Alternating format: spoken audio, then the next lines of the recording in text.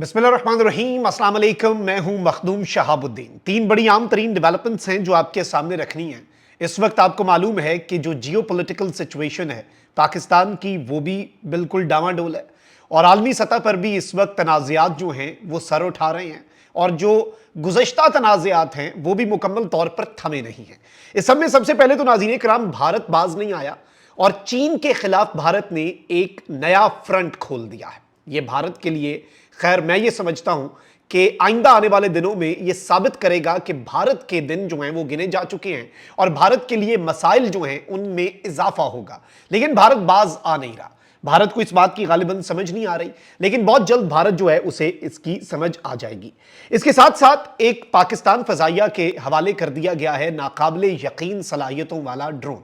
और ये जो ड्रोन्स पाकिस्तान की एयरफोर्स को दिए गए हैं, मैंने कल आपके सामने खबर रखी थी कि जो अटैक हेलीकॉप्टर्स हैं चाइना के स्पेशल, वो इस वक्त ऑपरेशनल कर दिए गए हैं और भारत की आर्मर्ड कोर जो है, भारत की जो टैंक है ना, उनके लिए ये वर्स्ट नाइटमेयर है। वो तो हेलीकॉप्टर्स हैं, अटैक गनशिप हेलीकॉप्टर्स हैं, आज आए हैं इक्वेशन में ड्रोन्स, और रोजाना की बुनियाद पर पाकिस्तान की डिफेंस कैपेबिलिटीज का बढ़ना भी इस जानिब एक बहुत क्लियर इंडिकेशन है कि कुछ न कुछ होने जा रहा है और भारत कुछ न कुछ जरूर करेगा। इसके साथ साथ नेटो की कार्गो शिप जो है उस पर हमला हुआ है, एक नई जंग जो है वो छिड़ने जा रही है और जो हौसी हैं वो इस इक्वेशन में आई हैं। और आपको मालूम होना चाहिए कि जो हौसी हैं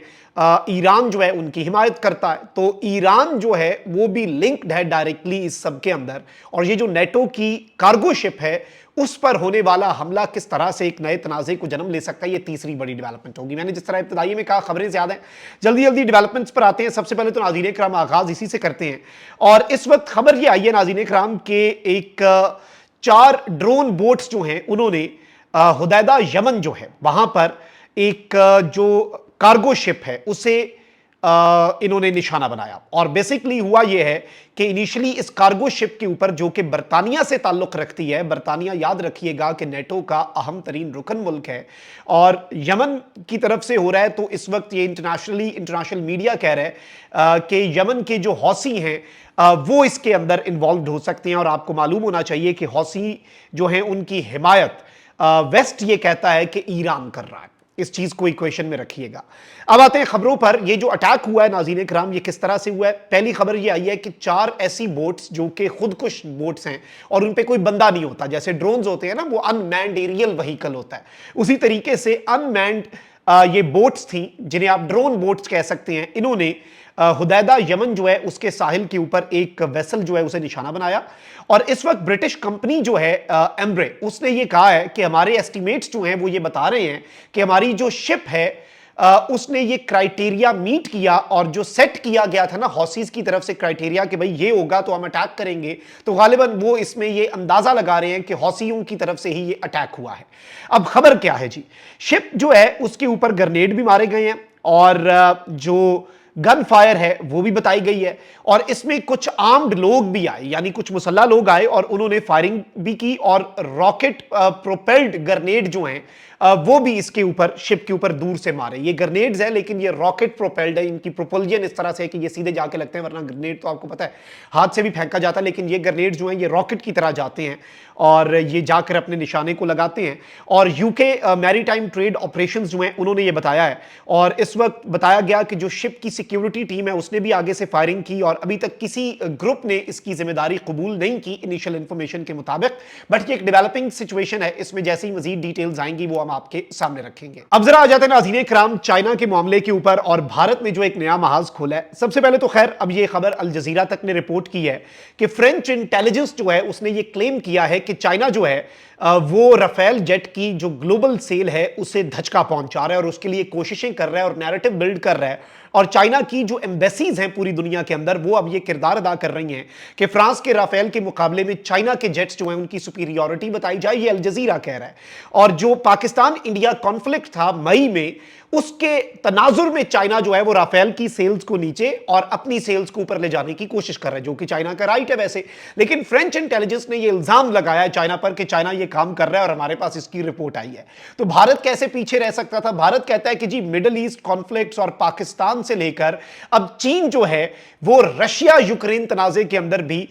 ویسٹ جو ہے اس کے خلاف آنے جا رہا ہے، یعنی کہ بھارت کے میڈیا نے India.com نے یہ سٹوری کی کہ چائنا جو ہے وہ صرف پاکستان کی مدد نہیں کر رہا انڈیا کے خلاف، چائنا صرف رشیا کی مدد نہیں کر رہا یوکرین کے خلاف، بلکہ چائنا مڈل ایسٹ کے اندر ایران کی مدد بھی کر رہا ہے اسرائیل کے خلاف، اور یہ نیریٹو بلڈ کرنے کی کوشش کر رہے ہیں کہ چائنا ایک بہت بڑا تھریٹ ہے، چائنا ویسٹ کے لیے، انٹرنیشنل پاورز کے لیے، اسرائیل کے لیے، امریکہ کے لیے، نیٹو کے لیے، بھارت کے لیے، سب کے لیے خطرہ ہے، اور چائنا جو ہے وہ سب کی مدد کر رہا ہے، ان ممالک کی جو ان کے خلاف ہیں، جیسے چائنا انڈیا کے خلاف پاکستان کی مدد کر رہا ہے، اسرائیل کے خلاف ایران کی مدد کر رہا ہے، اور نیٹو اور ویسٹ جو ہے مغربی ممالک جو ہے ان کے خلاف روس کی یوکرین جنگ میں مدد کر رہا ہے۔ تو اس لیے اب یہ کہہ رہے ہیں کہ جی چائنا جو ہے وہ ملٹری ایکوپمنٹ جو ہیں انہیں پچھلے کچھ سالوں کے اندر اس نے 44 ملکوں کو ملٹری ایکوپمنٹ دی، اور وہ اپنی جو سیلز ہیں وہ بڑھا رہا ہے، چائنا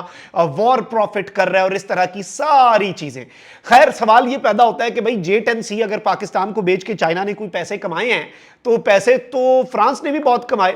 رافیل جو ہیں وہ بیچ کے بھارت کو،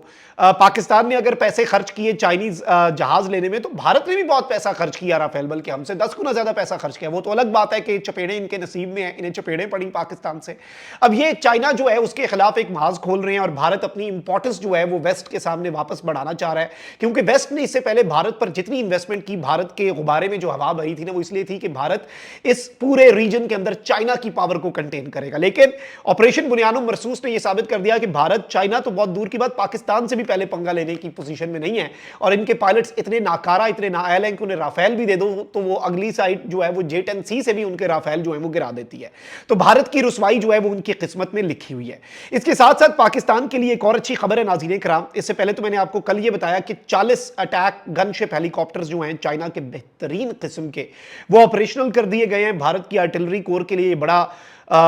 تھریٹ ہے۔ لیکن اب خبر یہ ہے کہ پاکستان میں بنائے گئے ڈرونز جن کا نام ہے شاہپر 3A، شاہپر